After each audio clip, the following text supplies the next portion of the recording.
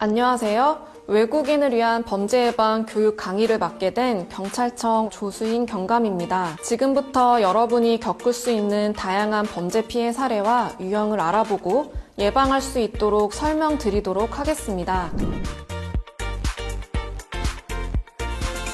여기 있습니다. 그녀는 한국말을 못한다는 이유로 남편에게 무차별 폭행을 당했고 전치 5주 이상의 진단을 받았습니다. 이 여성은 심한 언어적 폭력에도 시달려 왔는데요. 위 폭행 사건으로 가해자인 남편은 긴급 체포되었습니다. 위와 같은 것을 우리는 가정폭력이라고 하죠. 가정폭력은 남편과 아내, 부모와 자녀, 형제, 자매 및 기타 동거 가족을 포함한 가족 구성원 중에 한 사람이 다른 구성원에게 의도적으로 물리적인 힘을 사용하거나 정신적인 학대를 통하여 고통을 주는 행위를 말합니다. 가정폭력의 유형은 어떤 것들이 있을까요? 흔히 가정폭력하면 신체적인 폭력만 생각하기 쉬운데요. 가정폭력의 유형은 더 넓습니다. 경제활동의 통제, 방임 등의 경제적 폭력, 성학대와 언어적 학대 등 정서적 폭력도 가정폭력에 해당합니다. 비난, 피해자를 학대하는 모습을 자녀에게 보여주거나 협박도 가정폭력에 해당합니다. 가정폭력은 이 유형들이 한 가지 이상 복합적으로 발생하는 경우도 상당히 많습니다. 가정폭력에 대한 잘못된 통념들이 참 많습니다. 첫 번째, 맞을 짓을 했으니까 맞는다? 아닙니다. 어떠한 경우에도 폭력은 정당화될 수 없습니다. 두 번째, 내 가정을 내 마음대로 하는데 무슨 상관이냐? 아내, 자녀는 소유물이 아닙니다. 잘못하면 때려서라도 고쳐야 한다는 잘못된 통념 때문에 가정폭력이 정당화되고 만연되고 있습니다. 세 번째, 가정폭력은 가정 내의 문제로 이웃, 사회에서 개입해서는 안 된다? 아닙니다. 가정폭력은 사회를 무너뜨리는 범죄 행위이자 사회 문제이고 법적인 문제입니다. 이웃과 사회, 정부가 개입하여 피해자를 보호하고 폭력을 제지해 행위자의 폭력성을 교정하고 치료해야 합니다. 그렇다면 가정폭력이 일어났을 때 어떻게 해야 할까요? 우선 경찰에 신고해 도움을 요청해야 하며 현장에서 바로 벗어나야 합니다. 폭행을 당했을 때는 폭행 부위를 촬영하거나 병원에서 진단서를 받는 등 증거를 확보하시기 바랍니다. 가정폭력 신고를 하면 경찰은 즉시 현장에 출동하여 응급조치를 실행할 수 있습니다. 심할 경우 피해자는 경찰관에게 긴급 임시조치를 요청할 수 있습니다. 긴급 임시조치는 가해자로부터 오는 전화, 문자를 막고 가해자가 피해자의 집과 직장 근처에 오지 못하게 하는 제도입니다. 만약 상황이 긴급 임시조치보다 더 심각할 때는 접근금지 처분이 가능합니다. 또한 경찰 신고 외에도 여성 긴급 상담 전화 1366과 다누리 콜센터에서도 도움을 받을 수 있습니다.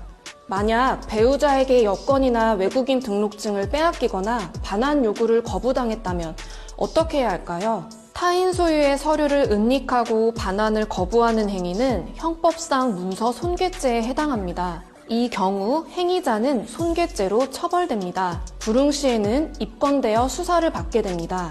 가정폭력은 사적인 영역이 아닙니다. 가정폭력의 위험에 노출되고 있다면 두려워 말고 경찰에 꼭 도움을 요청하세요. 이번에는 한 소년의 이야기를 들려드리겠습니다. 소년은 몇 년 전 외국인 근로자 아버지와 함께 한국으로 왔습니다. 적응을 어려워하던 중 아버지에게 체벌을 당하기 시작했습니다. 체벌뿐 아니라 심지어 하루에 한 끼도 먹지 못한 날도 많았습니다. 네. 실제 일어난 아동학대의 사례를 살펴봤습니다. 아동학대란 주민등록상 18세 미만의 아동의 건강, 복지를 해치거나 정상적인 발달을 저해할 수 있는 모든 폭력적인 행위입니다. 아동학대의 유형은 신체학대, 정서학대, 성학대, 방임 및 유기 등으로 구분할 수 있습니다. 여러분, 아이들은 우리의 미래입니다. 내 아이라고 해서 내 마음대로 하는 것은 아동학대가 될 수 있다는 것 꼭 기억하시기 바랍니다. 다음은 성폭력 피해 사례를 함께 보시겠습니다. 회사원이었던 피해자는 상사에게 강제추행과 성적 모욕을 당했고 상사는 강제추행으로 처벌받았습니다. 성폭력이란 상대방의 의사에 반하여 가하는 모든 성적 행위로 신체적, 언어적, 정서적 폭력을 포괄하는 광범위한 개념입니다. 성폭력의 대표적인 유형들로는 원치 않는 성관계를 하게 하는 강간과 피해자가 원치 않는 신체 접촉을 하는 강제 추행이 있습니다. 또한 준강간은 피해자가 술에 취한 상태이거나 또는 잠자고 있는 사이 강간하거나 추행하는 것을 말합니다. 업무상 위력 등에 의한 간음도 있는데요. 일터에서 팀장, 사장과 같은 상사가 상하 관계를 이용하여 강간하는 것을 말합니다. 만약 성폭력 피해를 입었을 경우 어떻게 대처해야 할까요? 우선 중요한 증거를 최대한 확보해야 합니다. 몸을 씻지 말고 입고 있었던 속옷은 버리지 말아야 합니다. 몸에 멍이나 상처가 있는 경우 사진을 찍어 증거를 남기세요. 그 다음 경찰에 반드시 신고하시기 바랍니다. 경찰 외에도 여성 긴급 상담 전화 1366, 다누리 콜센터 1577-1366에서도 도움을 받을 수 있습니다. 대한민국에서는 성폭력 피해자를 위한 다양한 보호, 지원 대책을 제공하고 있습니다. 피해자는 수사 과정에서 동성 경찰관에게 조사를 받을 수 있고 국선 변호사 지원을 받을 수 있습니다. 피해자 조사를 받을 때 가명을 사용할 수 있을 뿐 아니라 가족이나 신뢰할 수 있는 사람과 함께 할 수 있습니다. 또한 신변 보호를 받을 수 있고 심리 상담이나 임시 숙소 지원도 가능하니 안심하고 경찰에게 신고하기 바랍니다. 이주 여성 B씨는 고향에 대한 향수와 외로움에 랜덤 채팅 어플을 자주 이용했습니다. 그곳에서 고향 친구 C를 만나 우정을 쌓았는데요. 어느 날부터 C에게서 옷을 벗은 사진 등을 요구받기 시작했습니다. B씨는 신고하려 했지만 C는 가족과 인터넷에 B의 사진을 유포하겠다며 협박과 금품을 요구했습니다. 여성을 협박해 촬영한 성착취 영상물을 텔레그램에 유포한 성착취 사건 기억하시죠? 성착취 사건. 방금 본 B씨의 사례를 디지털 성범죄라고 합니다. 디지털 성범죄는 불법 촬영, 유포 외 사이버 공간에서 일어나는 모든 성범죄를 말합니다. 디지털 성범죄의 유형들은 아주 많고 지금도 다양하게 논의되고 있습니다. 성적 욕망 또는 수치심을 유발할 수 있는 사람의 신체를 몰래 촬영하거나 협박, 강요로 촬영하거나 이를 당사자 동의 없이 유포하고 공유하는 행위 등이 있습니다. 만약 다른 사람에게 성적인 내용을 포함한 글, 그림, 사진, 영상, 음향을 보내거나 전화상으로 성적인 내용의 말을 하면 성폭력 범죄 처벌 등에 관한 특례법 외에 다수의 법령에 의해 처벌될 수 있습니다.